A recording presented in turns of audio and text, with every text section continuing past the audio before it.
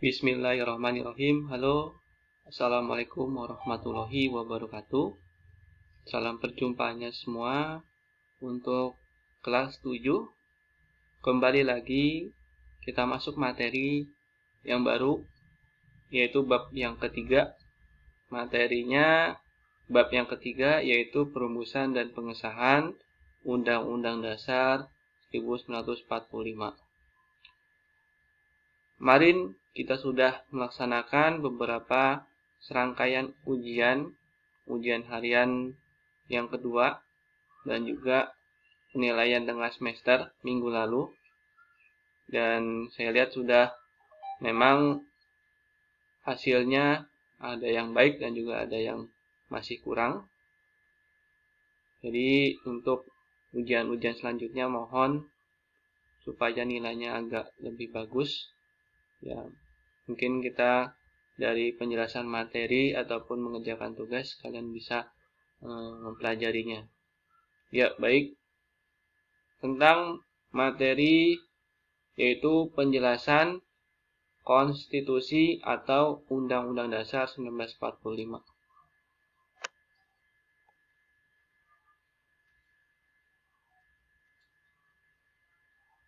Ya. Kita mempelajari tentang konstitusi Undang-Undang Dasar 1945 bahwa ada aturan, ada yang namanya perundang-undangan pokok yang dimiliki yaitu konstitusi. Konstitusi berasal dari berbagai macam bahasa, ya. Jadi ini saya jelaskan ada berbagai macam bahasa. Dari bahasa Inggris, constitution, yang artinya hukum dasar. Sedangkan bahasa Belanda sering disebutnya grondwet.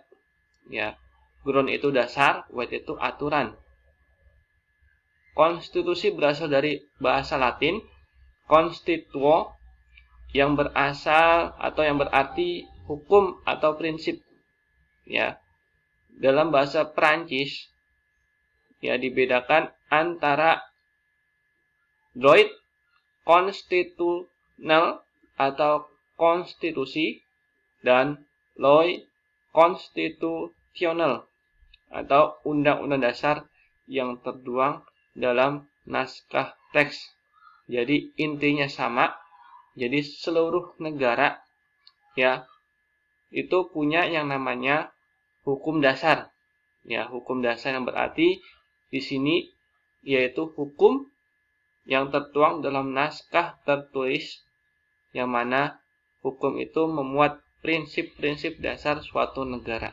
Ya, Indonesia itu punyanya yaitu UUD 1945, yaitu Konstitusi UUD 1945. Selanjutnya ada dua macam konstitusi, ya. Tadi kita sebutnya konstitusi itu juga hukum dasar, ya. Ada konstitusi tertulis dan juga ada konstitusi yang tidak tertulis, ya. Hukum dasar yang tidak tertulis, misalnya hukum adat, ya. Hukum adat itu hukum yang ada dalam suatu suku atau adat ya daerah. Biasanya ini sifatnya tidak tertulis, ya. Ya. Dan juga konvensi. Ya, konvensi itu suatu kebiasaan-kebiasaan ketatanegaraan yang sudah dilaksanakan sejak dulu, ya.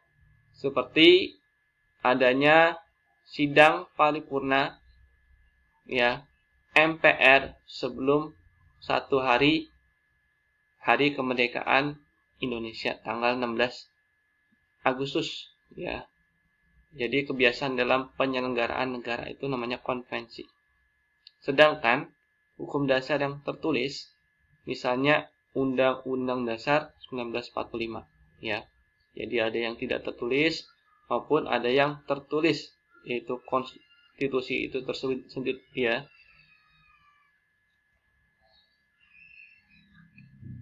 Adapun pengertian Undang-Undang Dasar 1945, ya. Jadi Undang-Undang Dasar adalah hukum dasar tertulis dari suatu negara yang memuat tugas-tugas pokok dari badan pemerintahan atau lembaga negara, serta menentukan cara kerja dari badan-badan tersebut. Ya. Jadi Undang-Undang Dasar itu memuat aturan-aturan, ya, ataupun tugas-tugas pokok dari badan-badan pemerintahan atau lembaga-lembaga negara, baik itu negara kita itu dalam negeri, ya, ada lembaga legislatif, ya, ada lembaga eksekutif dan lembaga yudikatif. Di sini ada banyak macam, ya, lembaga negara di Indonesia, seperti, ya, presiden dan wakil presiden ataupun kementerian itu merupakan lembaga eksekutif. Sementara lembaga legislatif kita ada MPR, DPR, ya, dan juga DPD, ya, ataupun di tingkat daerah itu DPRD. Adapun lembaga yudikatif, ya, lembaga peradilan hukum, ada Mahkamah Agung dan Mahkamah Konstitusi, ada Komisi Yudisial ataupun Pengadilan Negeri, Pengadilan Tinggi, dan lain sebagainya. Di Indonesia telah memberi gambaran tentang sistematika perkembangan, ya, dari negara kita itu sendiri, baik itu dalam bentuk negara Indonesia. Bentuk negara Indonesia itu negara kesatuan, ya, ataupun bentuk pemerintahannya republik dipimpin oleh seorang presiden, ya, dan juga sistem pemerintahannya presidensial, ya, sistem pemerintahan kita presidensial.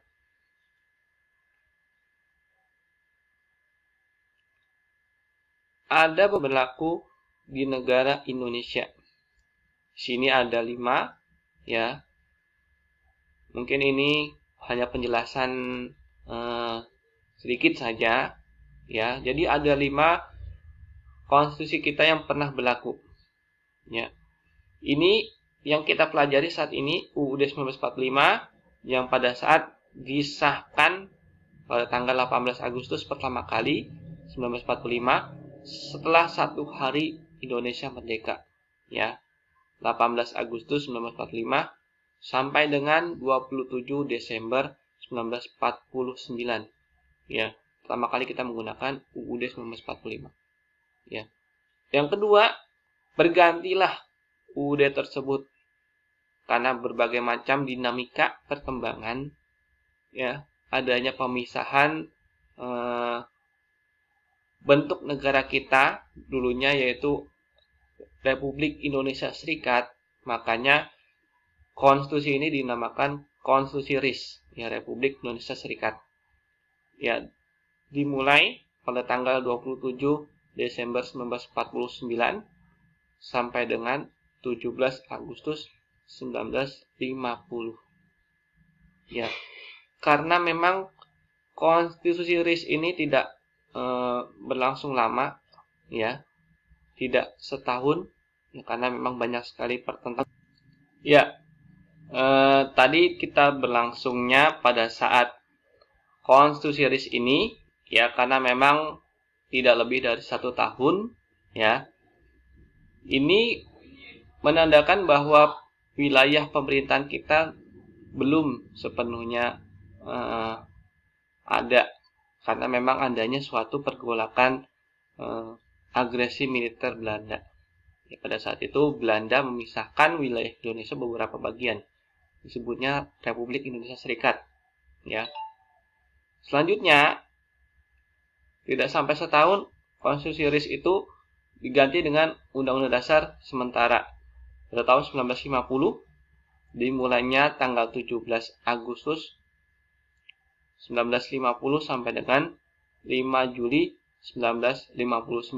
5 Juli ini berisikan yang namanya dekret presiden, ya. Dekret presiden itu seperti himbauan, ya, kepada presiden bahwasanya diberikan mandat amanat pada salah satu organisasi yaitu MPR. Ya. Selanjutnya, kembalilah kepada Undang-Undang Dasar 1945 pada tahun 11 Maret 1966, ketika pada saat masa Presiden Soeharto menjabat sebagai presiden. Ya, 1966 sampai dengan 21 Mei 1998. Ini hampir 32 tahun ya masa jabatan Presiden Soeharto. Ya. Ini sudah memang adanya perubahan atau amandemen di dalam suatu pasal, seperti misalkan masa pemerintahan, masa jabatan dari presiden ganti. Yang tadinya presiden itu berhak dan wajib ya menjabat selama 5 tahun dan dapat dipilih kembali, namun digantikan ya presiden itu hanya berhak menjabat selama 5 tahun dan setelahnya satu periode itu dapat dipilih kembali, jadi hanya 2 periode saja presiden itu menjabat. Selanjutnya, yang terakhir, perubahan UUD 1945 terjadi pada tanggal 19 Oktober sampai dengan 19 Oktober 1999 sampai dengan sekarang ini ya.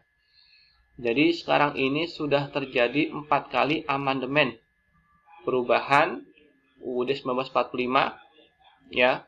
Diawali tahun 1999, 2000, 2001 dan 2002. Sampai sekarang ini ada 4 kali perubahan amandemen UUD 1945 yang berhak ya merubah Undang-Undang Dasar 1945. Isi terhadap aturan itu hanya organisasi MPR saja, tetapi pembukaan itu tidak boleh dirubah ya, karena apabila pembukaan itu dirubah maka akan menghambat atau merusak segala struktur NKRI, karena dalam halnya itu pembukaan sendi-sendi ataupun landasan dalam pokok ya kepribadian bangsa Indonesia sejak dulu ya, yang melahirkan yaitu pada saat Piagam Jakarta ataupun tokoh-tokoh Panitia 9. Nah, bahasan yang terakhir yaitu struktur dalam Undang-Undang Dasar 1945 ya. Sebelum dilakukan amandemen itu perubahan di dalam isi pasal UUD 1945. UUD 1945 terdiri atas pembukaan, batang tubuh yang terdiri atas 16 bab, 37 pasal dan 65 ayat. 16 ayat berasal dari 16 pasal yang hanya terdiri dari 1 ayat, dan 49 ayat berasal dari 21 pasal yang terdiri dari 2 ayat atau lebih. Ya. Ada 4 pasal aturan peralihan serta penjelasan.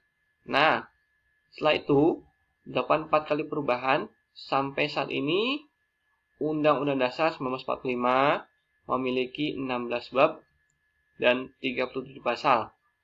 Di antaranya ada 194 ayat dan 3 pasal aturan peralihan, serta ada 2 aturan tambahan.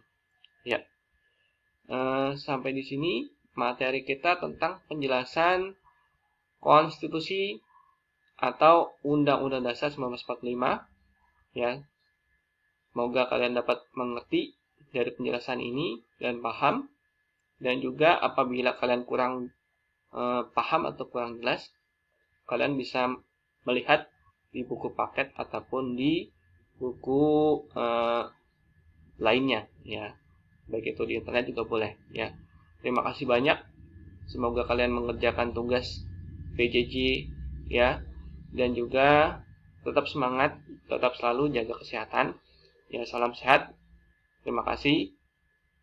Sebelumnya mohon maaf apabila ada perkataan. Wassalamualaikum warahmatullahi